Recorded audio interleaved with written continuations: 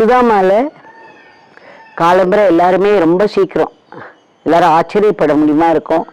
ஒரு 2:40 2:30 எழுந்துருவோம். 2:40 எல்லாரும் பல் தேய்ச்சிட்டு அவங்க காரியத்தை ஆரம்பிச்சிருவாங்க. அப்போ ஒரு 4 மணிக்கு எல்லாரும் அதுக்குள்ள குளிச்சு பண்ண நான் சுவாமிக்கு படிக்க ஆரம்பிச்சிடுவேன்.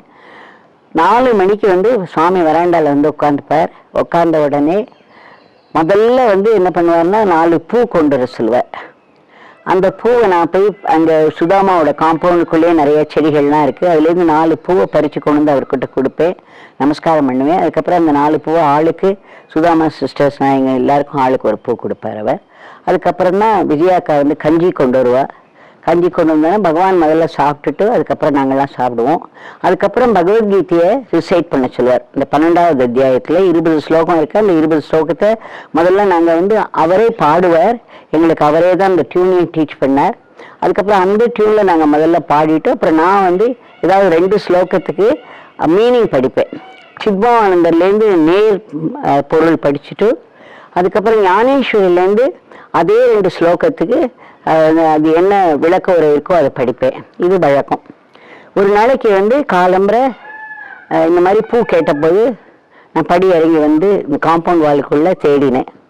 இப்போ அங்கே ஒரு செண்பக மரம் இருக்கும். அந்த செண்பக மரத்தில் அழகாக ஒரு பேல் எல்லோ, வெளிர் எல்லோவில் பூ, வெளிர் மஞ்சளில் பூ நிறைய பூ இருக்கும். கிட்டக்க இருக்கிற பூவெல்லாம் பறித்து இப்போ வர பூவெல்லாம் மேலே இருக்குது. மேலே இருக்கிறதுனால அன்னைக்கு பார்த்தா கிட்டக்க ஒரு பூ கூட கிடையாது. கொஞ்சம் நம்ம ஏதாவது ஸ்டூலில் போட்டு ஏறினால்தான் பறிக்கிற மாதிரி இருக்குது. அதனால் என்ன பண்ணேன்னா ஒரு ஸ்டூலை போட்டு ஒரு உயரமாக ஒரு ஸ்டூலை கொண்டு போட்டு அது மேலே உடனே தேவ்கி பி கேர்ஃபுல் அப்படின்னு சத்தம் கேட்டு எனக்கு பின்னாடி பார்த்தா பகவான் நிற்கிறாருங்க. ஏன்னா நான் அந்த ஸ்டூலை எடுத்துன்னு போகிறத பார்த்தார், இந்த போட்டு ஏறுறதை பார்த்தேன். அவர் ஜாக்கிரதைன்னு சொல்கிறார். அதுக்கப்புறம் என்ன சொல்கிறாருன்னா, நீ அந்த பூவை பறிக்கும் பொழுது அந்த மரத்துக்கு காயம் இல்லாம, மரத்தை ஹர்ட் பண்ணாம, மரத்தை புண்படுத்தாம பறி.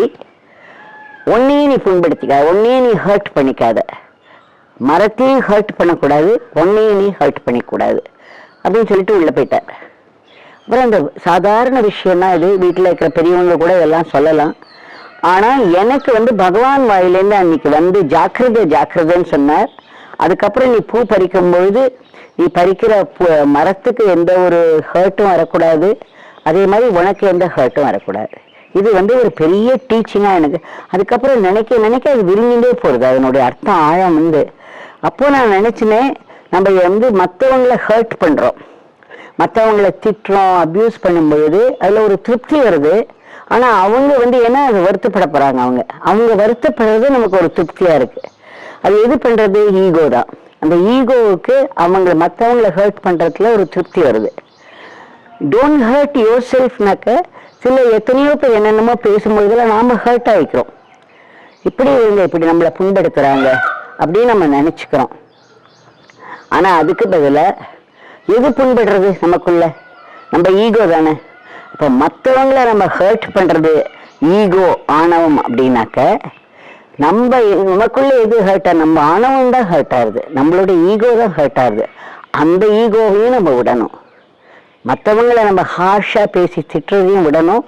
அதே சமயத்தில் மற்றவங்க அப்படி பண்ணும்பொழுது நாம் புண்படுத்துறது நம்மளை அப்படின்னு நினச்சி ஹர்ட் ஆகுறது தப்பு. நான் அது ஈகோ தான் பண்ணுறது. அதை நம்ம புண்படுத்துறதா நினைக்காம நம்மளை பண்படுத்துறதுக்காக நம்முடைய குருவானவர் இந்த லீலையை நடத்துகிறார் அப்படின்னு நினச்சிட்டு அதை ஒரு ஆசீர்வாதமாக ஏற்றுனோன்னா நமக்கு இந்த ஈகோ குறைய மற்றவங்க கிட்ட குறைகள்லாம் கண்டுபிடிச்சு விமர்சனம் பண்ணுற புத்தியும் போகும்.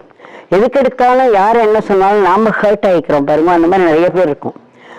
நம்முடைய அந்த புத்தியும் போகும். அதுக்கு பதிலாக இது அத்தனையுமே நம்மளை பண்படுத்தி ஒரு பெரிய நிலைக்கு கூட்டின்னு போகிறதுக்காக நம்முடைய குரு பகவான் நடத்துகிறார் அப்படிங்கிற அந்த படிப்பினை நம்ம மனசில் தங்கும். அது நமக்கு ப்ராக்டிஸாக மாறி ஒரு பெரிய ஒரு நன்மையை செய்யும், ஒரு பெரிய ஆன்மீக முன்னேற்றத்தை கொடுக்கும். இதை நம்ம எல்லாரும் மனசில் வச்சுக்கணும். யோகிராம் சரத்குமார்.